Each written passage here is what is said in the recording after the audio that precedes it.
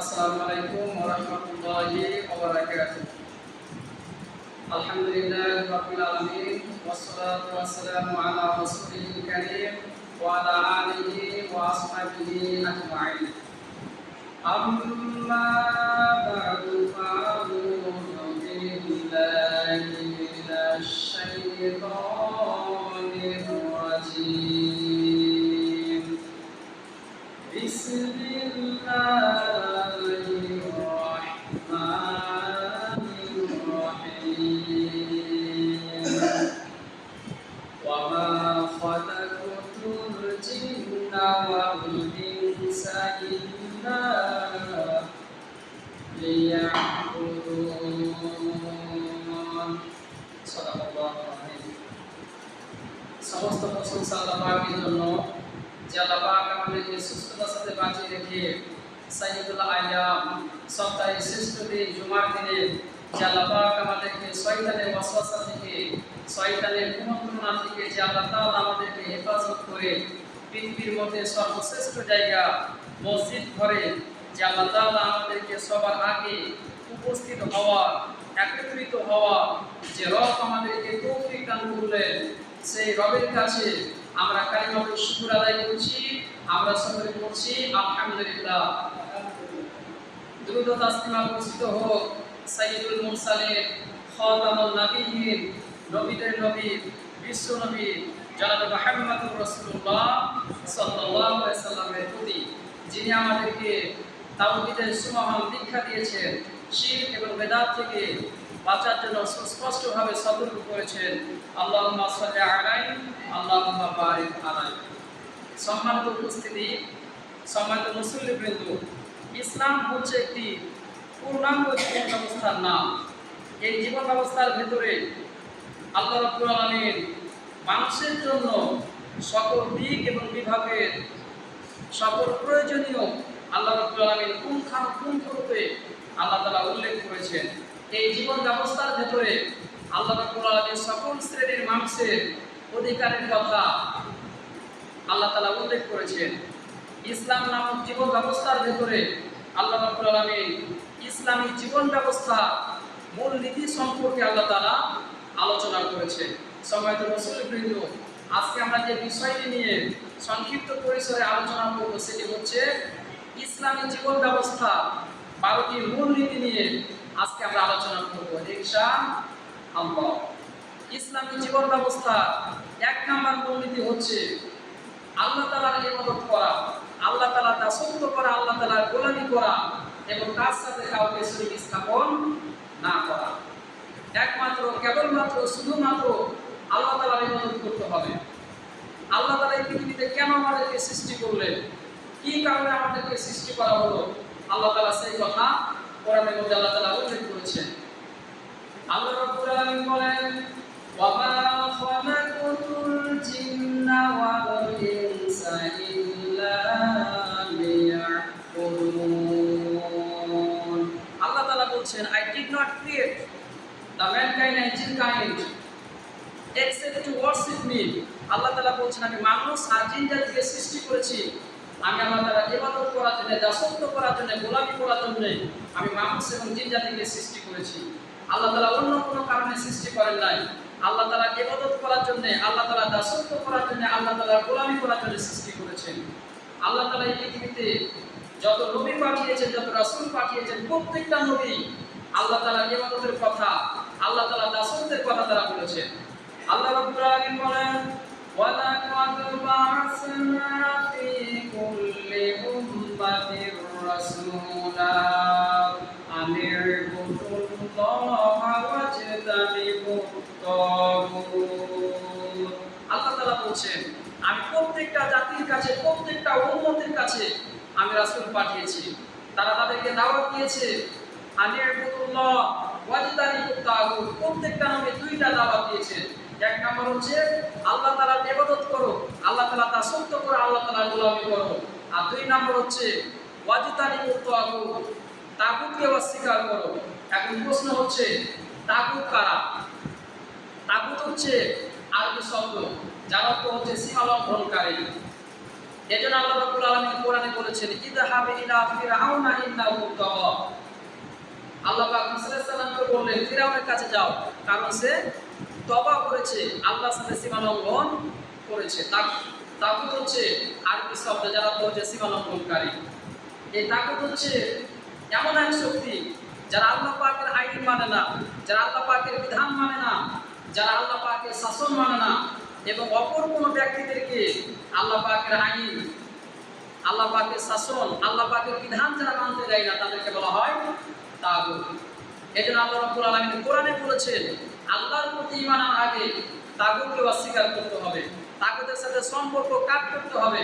আল্লাহ তাআলা এটা উল্লেখ করেছেন। আল্লাহ তাআলা 2 নম্বর সূরাতুল বাকারা 256 নম্বর আয়াতে আল্লাহ তাআলা বলেছেন, আল্লাহ রাব্বুল আলামিন বলেন ফামান ইয়াকফুর বিত-তাগুতি ওয়া ইউমিন বিল্লাহি ফাকাদ ইসতামসাকা বিল উরওয়াতিল ওয়াসতা লা ইনফিসামা লাহা ওয়াল্লাহু সামিউন আলীম।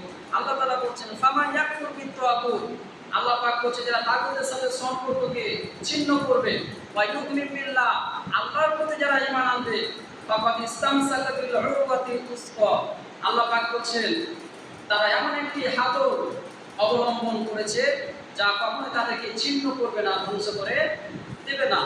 এজন্য আল্লাহর প্রতি ঈমান আনার আগে তাগুতকে অস্বীকার করতে হবে। আর এই তাগুতের শক্তি মানুষদেরকে আলোর দিক থেকে অন্ধকারের দিকে নিয়ে যায়, আলোর দিক থেকে অন্ধকারের দিকে নিয়ে যায়। আল্লাহ রাব্বুল আলামিন বলেন আল্লাহু ওয়ালিয়ুল্লাযীনা আমানু ইউখরিজুহুম মিনাজ-যুলুমাতি ইলান নূর। আল্লাহ তাআলা বলেন আল্লাহু ওয়ালিয়ুল্লাযীনা আমানু, আল্লাহ পাক বলেন যারা ঈমানদার তাদের অভিভাবক হচ্ছেন আল্লাহ রাব্বুল আলামিন। আর আল্লাহ পাক তাদেরকে ইউখরিজুহুম মিনাজ-যুলুমাতি ইলান নূর, আল্লাহ পাক তাদেরকে অন্ধকার থেকে আলোর দিকে নিয়ে আসেন। যারা ঈমানদার আল্লাহ পাক বলেন তাদের অভিভাবক, আর আল্লাহ পাক তাদেরকে অন্ধকারের দিক থেকে আলো থেকে নিয়ে আসে।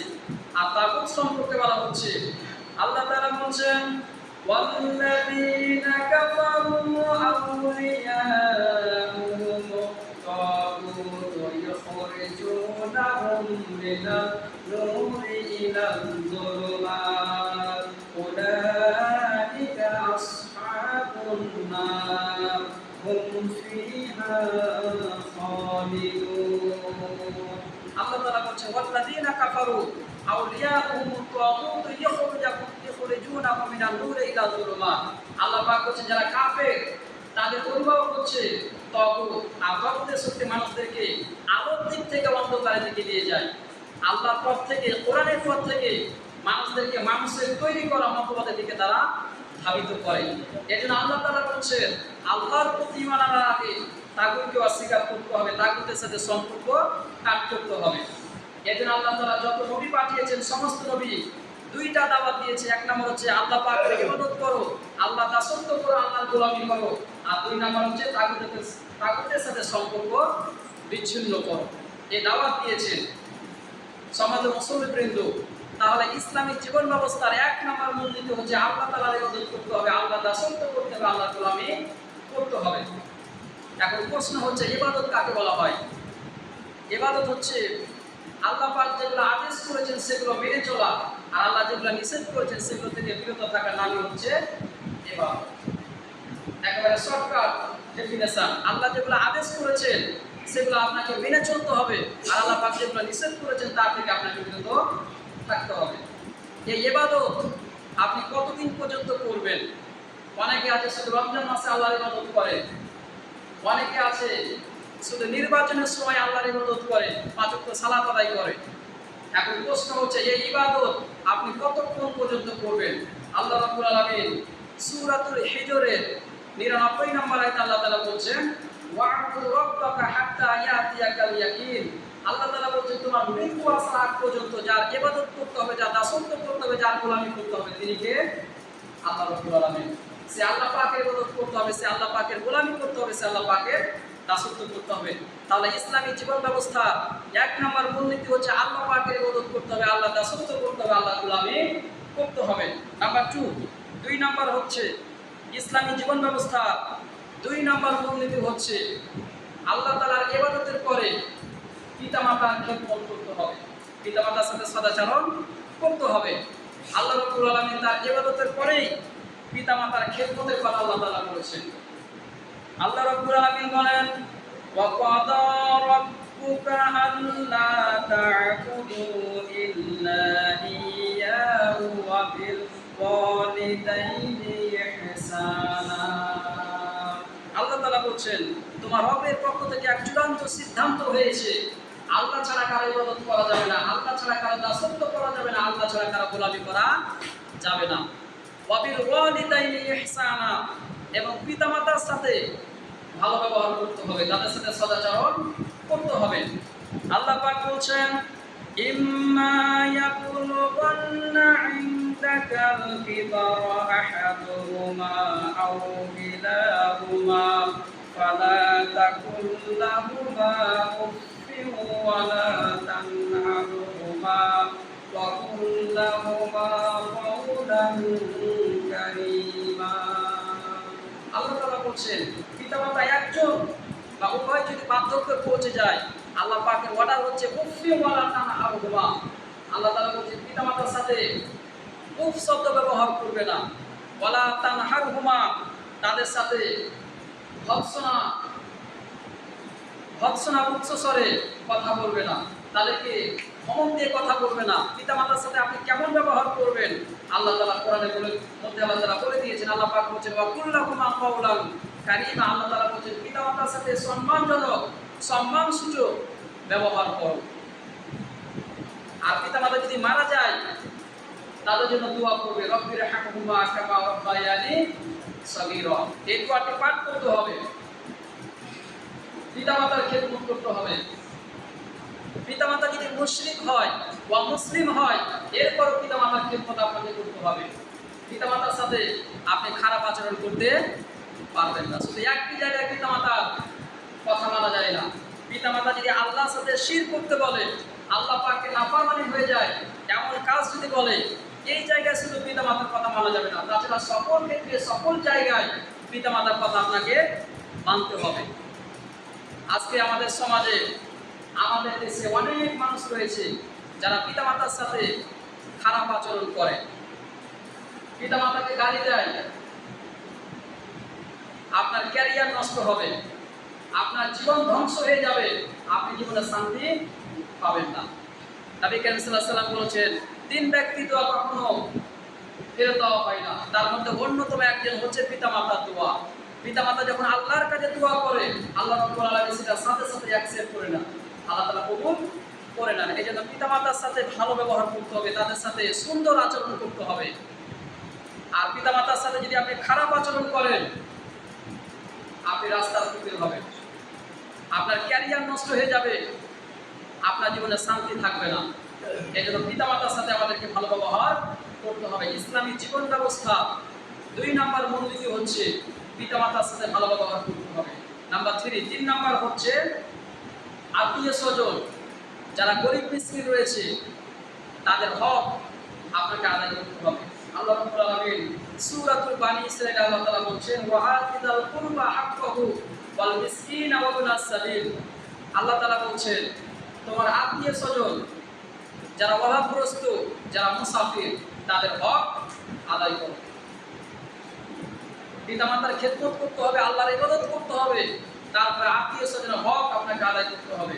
আল্লাহ রাব্বুল আলামিন 4 নম্বর সূরাতুন নিসা 36 নম্বর আয়াতে আল্লাহ তাআলা বলছেন, ওয়া'বুদুল্লাহা ওয়া লা তুশরিকু বিহি শাইআ ওয়া বিল ওয়ালিদাইনি ইহসানা ওয়া বিযিল কুরবা। আল্লাহ তাআলা বলছেন, আল্লাহ ছাড়া কারো ইবাদত করবে না এবং তার সাথে কাউকে শরীক স্থাপন করবে না, পিতামাতার সাথে ভালো ব্যবহার করবে, তারপরে আত্মীয় স্বজনের সাথে ভালো ব্যবহার করবে। আজকে আমাদের সমাজে, আমাদের দেশে অনেক মানুষ সম্পত্তির জন্য, টাকা পয়সার জন্য অন্যায়ভাবে আত্মীয় স্বজনের সাথে সম্পর্ক বিচ্ছিন্ন করে। এটা করা যাবে না। নবী করিম সাল্লাল্লাহু আলাইহি সাল্লাম বলেছেন, 3 শ্রেণীর ব্যক্তি আল্লাহ পাকের জান্নাতে প্রবেশ করবে না। নবীজি বলছেন, তার মধ্যে 1 নাম্বার হচ্ছে মদ্যপানকারী, যারা মদ পান করে তারা আল্লাহ পাকের জান্নাতে যাবে না। 2 নাম্বার, যারা জাদু টোনায় বিশ্বাসী তারা আল্লাহ পাকের জান্নাতে প্রবেশ করবে না। 3 নাম্বার হচ্ছে আত্মীয়তা সম্পর্ক ছিন্নকারী ব্যক্তি আল্লাহ পাকের জান্নাতে যেতে পারবে না। আরেকটি হাদিস আপনাদেরকে শোনাই। নবী করিম সাল্লাল্লাহু আলাইহি সাল্লাম বলেছেন, আদম সন্তানের আমলনামা আল্লাহ রাব্বুল আলামিন প্রতি বৃহস্পতিবারে ফেরেশতাদের মাধ্যমে আল্লাহ পাকের কাছে উপস্থাপন করা হয়। আল্লাহ রাব্বুল আলামিন সবাইকে তখন মাফ করে দেন, কিন্তু এক শ্রেণীর ব্যক্তিকে আল্লাহ তাআলা মাফ করেন না। সেই এক শ্রেণীর ব্যক্তি হচ্ছে যারা আত্মীয়তা সম্পর্ক ছিন্নকারী, আল্লাহ রাব্বুল আলামিন তাদেরকে মাফ করেন না। এজন্য ইসলামী জীবন ব্যবস্থা 3 নম্বর মূলনীতি হচ্ছে যারা আত্মীয় স্বজন রয়েছে, যারা গরিব মিসকিন রয়েছে, যারা মুসাফির রয়েছে তাদের হক আদায় করতে হবে। এরপরে 4 নম্বর ইসলামী জীবন ব্যবস্থা 4 নম্বর মূলনীতি হচ্ছে আল্লাহ পাকের রাস্তায় ধন সম্পদ ব্যয় করতে হবে। আমাদের কাছে যে ধন সম্পদ আছে এগুলো প্রকৃত মালিককে আল্লাহ রাব্বুল আলামিন। আল্লাহ পাক কিছুদিনের জন্য আমাদের কাছে এগুলো আল্লাহ রাব্বুল আলামিন আমানত হিসেবে আল্লাহ পাক রেখেছেন, কিন্তু এগুলো প্রকৃত মালিক হচ্ছেন আল্লাহ রাব্বুল আলামিন। সে আল্লাহ পাকের রাস্তায় আমাদেরকে খরচ করতে হবে, আল্লাহ পাকের রাস্তায় আমাদেরকে ব্যয় করতে হবে। আল্লাহ রাব্বুল আলামিন বলছেন, ইয়া আইয়ুহাল্লাযীনা আমানু আনফিকু মিন তাইয়্যিবাতি মা কাসাবতুম ওয়া মিম্মা আখরাজনা লাকুম মিনাল আরদ।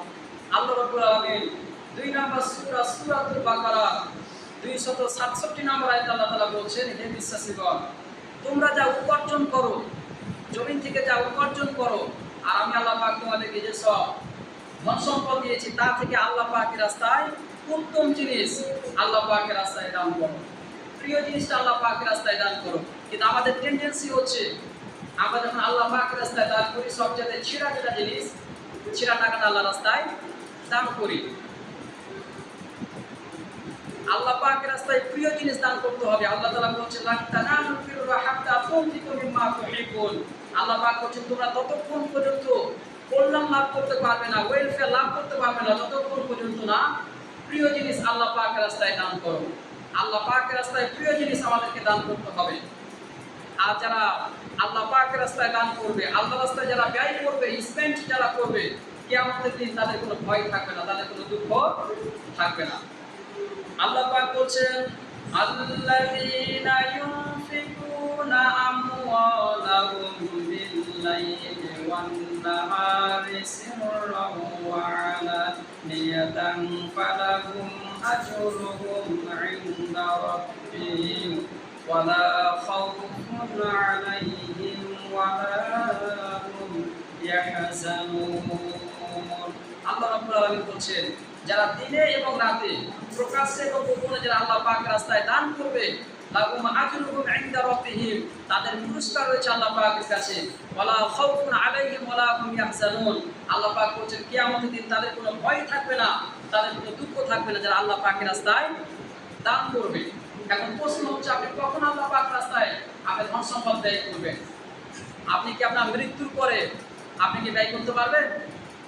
সেই সময়ে আপনার অধিকারে সেটা থাকবে না। এই জন্য মৃত্যু আসার পূর্বেই আল্লাহ পাকের রাস্তায় ধন সম্পদ ব্যয় করতে হবে। আপনার সন্তানের জন্য আপনি ধন সম্পদ রেখে গেলেন, তারা ব্যয় করবে কিনা এটা তাদের ব্যক্তিগত ব্যাপার। আপনি বেঁচে আছেন, আপনি ধন সম্পদ আল্লাহ পাকের রাস্তায় আপনি খরচ করে যাবেন, আপনি ব্যয় করে যাবেন। কারণ নবীজি বলেছেন, একটা মানুষ যখন মারা যায় তার সাথে 3টা জিনিস যায়। কয়টা জিনিস যায়? 3টা জিনিস যায়। 1 নম্বর হচ্ছে ধন সম্পদ, 2 নম্বর হচ্ছে আত্মীয় স্বজন, আর 3 নম্বর হচ্ছে নেক আমল। নবীজি বলছেন 2টা জিনিস ফিরে আসে, একটা জিনিস তার সাথে যায়। আত্মীয় স্বজন, ধন সম্পদ ফিরে আসে, আর আপনি যেগুলো নেক কাজ করেছেন, ভালো কাজ করেছেন, সেই আমলগুলো আপনার সাথে যায়। এজন্য বেঁচে থাকতেই আল্লাহ পাকের রাস্তায় দান করতে হবে। মরে গেলে আফসোস করে আর কোনো লাভ হবে না। এই জন্য আল্লাহ পাকের রাস্তায় দান করতে হবে। ইসলামী জীবন ব্যবস্থা 4 নম্বর মূলনীতি হচ্ছে আল্লাহ পাকের রাস্তায় ডোনেট করতে হবে, আল্লাহ পাকের রাস্তায় খরচ করতে হবে। ইসলামী জীবন ব্যবস্থা 5 নম্বর মূলনীতি হচ্ছে আল্লাহ পাক যেগুলো ধন সম্পদ দিয়েছেন, টাকা পয়সা দিয়েছেন, এগুলোর অপব্যয় করা যাবে না। যারা ধন সম্পদ অপচয় করে, যারা অপচয় করে, আল্লাহ পাক তাদেরকে পছন্দ করেন না। আল্লাহ রাব্বুল আলামিন 7 নম্বর সূরাতুল আরাফের 31 নম্বর আয়াতে আল্লাহ তাআলা বলছেন, ওয়াকুলু ওয়াশরাবু ওয়া লা তুসরিফু ইন্নাহু লা ইউহিব্বুল মুসরিফিন। আল্লাহ পাক বলছেন, আল্লাহ পাক যেগুলো খাবার দিয়েছেন সেগুলো গ্রহণ করো, সেগুলো খাও। ওয়া লা তুসরিফু, আল্লাহ পাক বলছেন অপচয় করো না, অপব্যয় করো না। ইন্নাহু লা ইউহিব্বুল মুসরিফিন, যারা অপচয় করে, যারা অপব্যয় করে, আল্লাহ পাক তাদেরকে পছন্দ করেন না। আবার যারা ধন সম্পদ অপচয় করে, অপব্যয় করে, তারা হচ্ছে শয়তানের ভাই। এই কথা বলেছেন কে? আল্লাহ রাব্বুল আলামিন। আল্লাহ তাআলা 17 নম্বর সূরাতুল বানি ইসরাঈলের 27 নম্বর আয়াতে আল্লাহ তাআলা বলছেন, ইন্নাল মুবাযযিরিনা কানু ইখওয়ানাশ শায়াতিন ওয়া কানা শাইতানু লিল ইনসানি খাযুরা। আল্লাহ পাক বলছেন, যারা অপচয় করে, যারা অপব্যয় করে, তারা হচ্ছে শয়তানের ভাই। ওয়া কানা শাইতানু লিরাব্বিহি কাফুরা, আর শয়তান তার রবের প্রতি হচ্ছে বড়ই অকৃতজ্ঞ। এজন্য এই আয়াত থেকে আমরা বুঝতে পারি, যারা ধন সম্পদ অপচয় করে, যারা অপব্যয় যারা করে, তারা হচ্ছে শয়তানের ভাই। আবার আল্লাহ পাক যে সম্পদগুলো আমাদেরকে দিয়েছেন, এগুলো আপনি অপচয় করবেন, আল্লাহ তাআলা এটা কিছুতেই পছন্দ করেন না। যারা ধন সম্পদের অপচয় করবে, যারা অপব্যয় করবে, যারা, কিয়ামতের দিন আল্লাহর কাছে হিসাব দিতে হবে। নবীজি বলেছেন, বুখারী শরীফের হাদিস, কিয়ামতের দিন 5টি প্রশ্নের উত্তর ছাড়া আদম সন্তান এক পাও নাড়াতে পারবে না। কয়টা প্রশ্নের উত্তর ছাড়া?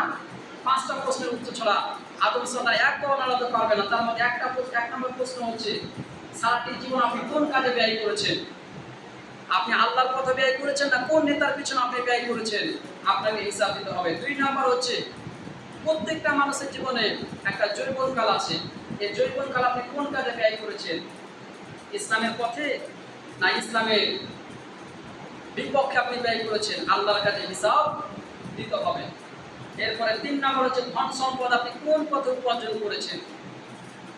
হালাল পথে উপার্জন করেছেন, চাঁদাবাজি করে উপার্জন করেছেন, আপনি কোন পথে আপনি উপার্জন করেছেন? আপনাকে হিসাব দিতে হবে। এরপরে 4 নম্বর হচ্ছে, আপনি কোন পথে ব্যয় করেছেন? আপনি ধন সম্পদ কোন পথে ব্যয় করেছেন? অশ্লীল কাজে না নেকির কাজে? আপনাকে আল্লাহর কাছে হিসাব দিতে হবে। 5 নম্বর হচ্ছে, আল্লাহ পাক আপনাকে যতটুকু এলেম দিয়েছিল, জ্ঞান দিয়েছিল, আপনি কতটুকু আমল করেছেন, এটা হিসাব আপনাকে দিতে হবে।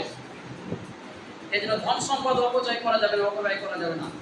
আমরা যদি লক্ষ্য করি, আমাদের ব্যক্তিগত জীবনে, আমাদের পারিবারিক জীবন, আমাদের সামাজিক জীবনে, এমনকি রাষ্ট্রীয় জীবনে অপচয়ের কোনো অভাব নাই। বাড়িতে গোসল করছে, ট্যাপ চলেছে, পানি পড়তেই আছে, এরপরে আমরা লক্ষ্য রাখি না যে পানি কতটুকু পড়লো, অপচয় হচ্ছে, এটা আমরা খেয়াল করি না। এটা তো মসজিদে সবচেয়ে বেশি হয়, এটা মসজিদে বেশি হয়। মসজিদে যখন পুজো করে, ট্যাপ তুলে রেখেছে, পানি পড়তেই থাকে, আরেকজনের সাথে গল্প করে, অপচয় করে। ফ্যান একটা প্রয়োজন, সিঙ্গেল বসে ফ্যান স্টার্ট দিয়ে। একটু আগেই বললাম, যারা অপচয় করে, যারা অপব্যয় করে, তারা হচ্ছে শয়তানের ভাই, আর আল্লাহ পাক তাদেরকে পছন্দ করেন না। যারা অপচয় করে, যারা অপব্যয় করে, আল্লাহ রাব্বুল আলামিন তাদেরকে পছন্দ করেন না। এই জন্য অপচয়, অপব্যয় করা যাবে না। এরপরে 6 নম্বর হচ্ছে, ইসলামী জীবন ব্যবস্থা 6 নম্বর মূলনীতি হচ্ছে, এতিমের মাল, মিসকিনের মাল আত্মসাৎ করা যাবে না। যারা এতিম রয়েছে, যারা মিসকিন রয়েছে, তাদের ধন সম্পদ আত্মসাৎ করা যাবে না। আল্লাহ রাব্বুল আলামিন 4 নম্বর সূরাতুন নিসা 10 নম্বর আয়াতে আল্লাহ তাআলা বলছেন, আল্লাযীনা ইয়াকুলুনা আমওয়ালাল ইয়াতামা যুলমান ইন্নামা ইয়াকুলুনা ফি বুতুনিহিম নারা ওয়া সায়াসলাউনা সাইরা। আল্লাহ তাআলা বলছেন, যারা অন্যায়ভাবে এতিমের মাল আত্মসাৎ করে, যারা এতিমের মাল খায়, আল্লাহ পাক বলছেন, তারা এতিমের মাল খায় না, বরং তারা তাদের পেটের ভিতরে আগুন ঢোকায়। ওয়া সায়াসলাউনা সাইরা, আর এই কোন বিশিষ্ট ব্যক্তিদেরকে অচিরেই আল্লাহ পাকের জাহান্নামের ভিতরে নিক্ষেপ করা হবে। এখানে এতিমের মাল, মিসকিনের মাল আত্মসাৎ করা যাবে না, অন্যায়ভাবে ভক্ষণ করা যাবে না। এরপরে 7 নম্বর ইসলামী জীবন ব্যবস্থা 7 নম্বর মূলনীতি হচ্ছে, অন্যায়ভাবে কোনো মানুষকে হত্যা করা যাবে না। আল্লাহ তাআলা মানুষ সৃষ্টি করেছেন, মানুষকে আল্লাহ তাআলা সম্মান দিয়েছেন। আল্লাহ তাআলা বলছেন ওয়ালাকাদ কাররামনা বানি আদম। আল্লাহ পাক বলছেন আমি মানুষ সৃষ্টি করেছি, মানুষকে মর্যাদা দান করেছি। প্রতিটি মানুষ, প্রতিটি আদম সন্তান তার মর্যাদা এবং তার প্রাণের মূল্য, সামাজিক স্থানে তার অবস্থা যাই হোক না কেন, আল্লাহ পাকের কাছে তার জীবনের মূল্য হচ্ছে অপরিসীম। এই জন্য আল্লাহ রাব্বুল আলামিন অন্যায়ভাবে রক্তপাত এবং নরহত্যাকে আল্লাহ তাআলা ভয়াবহ অপরাধ বলে আখ্যায়িত করেছেন। আল্লাহ তাআলা বলেছেন মান কাতালা নাফসান বিগাইরি নাফসিন আও ফাসাদিন ফিল আরদি ফাকাআন্নামা কাতালান নাসা জামিআ। আল্লাহ তাআলা এই জন্য বলেছেন সূরা মাইদা ৩২ নম্বর আয়াতে আল্লাহ তাআলা বলেছেন যে ব্যক্তি অন্যায়ভাবে কোনো মানুষকে হত্যা করলো সে যেন পৃথিবীর সমস্ত মানুষকে হত্যা করলো। ইসলামী কারণ ছাড়া ইসলাম যেগুলো আদেশ করেছে যে কারণে হত্যা করতে, সেগুলো ছাড়া যদি কোনো মানুষকে আপনি হত্যা করেন অন্যায়ভাবে, আল্লাহ পাক বলেছেন সে যেন পৃথিবীর সমস্ত মানুষকে হত্যা করলো। আবার কোনো ব্যক্তি যদি কোনো মানুষকে বাঁচিয়ে দেয় সে যেন পৃথিবীর সমস্ত মানুষকে বাঁচিয়ে দিল। এই জন্য অন্যায়ভাবে কোনো মানুষকে, একজন মুসলমান কখনোই আরেকজন মুসলমানকে হত্যা করতে পারে না। আল্লাহ পাকের কাছে একজন মানুষের মর্যাদা কতখানি দেখেন। বুখারী শরীফের হাদিস, নবী করিম সাল্লাল্লাহু আলাইহি ওয়াসাল্লাম বলেছেন সিবাতুল মুসলিমি ফুসুকু ওয়া কিতালুহু কুফর। অন্যায়ভাবে কোনো মুসলমানকে গালিগালাজ করা এটা হচ্ছে পাপাচার। ওয়া কিতালুহু কুফর, আর অন্যায়ভাবে তাকে হত্যা করা হচ্ছে কুফরি। একজন মুসলমানকে গালিগালাজ করা এটা হচ্ছে পাপাচার, তাকে হত্যা করা হচ্ছে কুফরি। এর জন্য কোনো মুসলমান আরেকজন মুসলমানকে কোনো কারণ ছাড়া, ইসলামিক কোনো কারণ ছাড়া তাকে হত্যা করতে পারে না, হত্যা করা যাবে না। রাসূল কারীম সাল্লাল্লাহু আলাইহি ওয়াসাল্লাম বলেছেন সুনানে নাসাই শরীফের হাদিস, নবীজি বলেছেন কতলুল মুমিন আযম ইনদাল্লাহি মিন যাওয়ালি দুনিয়া। নবী কারীম সাল্লাল্লাহু আলাইহি ওয়াসাল্লাম বলেছেন আল্লাহর কাছে পৃথিবীটা ধ্বংস হয়ে যাওয়া সহজ, কিন্তু একজন মানুষকে হত্যা করা এর চাইতে বেশি গুরুতর, কঠিন। এজন্য কোনো মানুষকে হত্যা করা যাবে না। ৭ নম্বর বললাম অন্যায়ভাবে কাউকে হত্যা করা যাবে না। ইসলামী জীবন ব্যবস্থা ৮ নম্বর মূলনীতি হচ্ছে প্রকাশ্যে এবং গোপনে গুনাহের কাজে লিপ্ত হওয়া যাবে না। বিশেষ করে জিনার বিচারে নিকটবর্তী হওয়া যাবে না। আল্লাহ তাআলা বলছেন ১৭ নম্বর সূরাতুল বানি ইসরাঈলের ৩২ নম্বর আয়াতে আল্লাহ তাআলা বলছেন ওয়ালা তাকরাবুজ জিনা ইন্নাহু কানা ফাহিশাতাও ওয়া সাআ সাবিলা। আল্লাহ তাআলা বলছেন তোমরা জিনা বিচারে নিকটবর্তী হইও না, এটা হচ্ছে একটা খারাপ কাজ, অশ্লীল কাজ এবং অত্যন্ত নিকৃষ্ট একটি পাপ হচ্ছে এই জিনা বিচার। এরপর ৯ নম্বর হচ্ছে ইসলামী জীবন ব্যবস্থার ৯ নম্বর মূলনীতি হচ্ছে ওয়াদা বা প্রতিশ্রুতি রক্ষা করা। ওয়াদা বা প্রতিশ্রুতি রক্ষা করা। আল্লাহ তাআলা বলেছেন ওয়া আউফু বিল আহদি ইন্নাল আহদা কানা মাসউলা।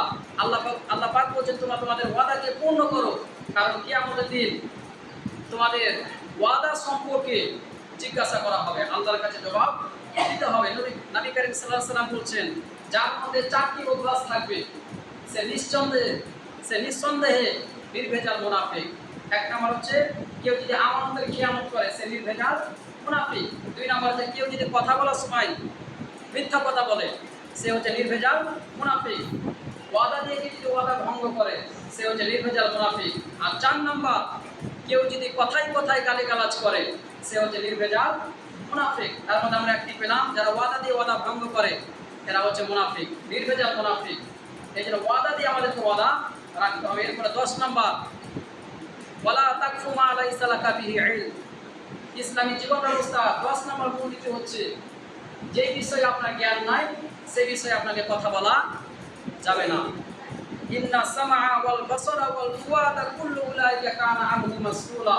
The hearing, the sight and the heart, about all those will be questioned. আল্লাহ তাআলা বলেন কিয়ামতের দিন তোমার শ্রবণ শক্তি সম্পর্কে, দর্শন শক্তি সম্পর্কে এবং অন্তঃকরণ সম্পর্কে আল্লাহর কাছে হিসাব দিতে হবে। এজন্য আপনার যে বিষয়ে জ্ঞান নাই সেই বিষয়ে কথা বলা যাবে না। নাম্বার 11 নম্বর হচ্ছে ইসলামী জীবন ব্যবস্থার 11 নম্বর মূলনীতি হচ্ছে অহংকার করে জমিনে চলাফেরা করা যাবে না। অহংকার করে চলাফেরা করা যাবে না। যারা অহংকার করবে আল্লাহ পাক তাদেরকে ধ্বংস করে দিবেন। এরপরে 12 নম্বর সর্বশেষ 12 নম্বর হচ্ছে ইসলামী জীবন ব্যবস্থা 12 নম্বর মূলনীতি হচ্ছে মাপে এবং ওজনে কম দেওয়া যাবে না। এই 12টি মূলনীতি সম্পর্কে আজকে আমরা আলোচনা করলাম। আল্লাহ তাআলা যেন আমাদেরকে কথাগুলি আমল করার তৌফিক দান করেন। আসসালামু আলাইকুম ওয়া রাহমাতুল্লাহ।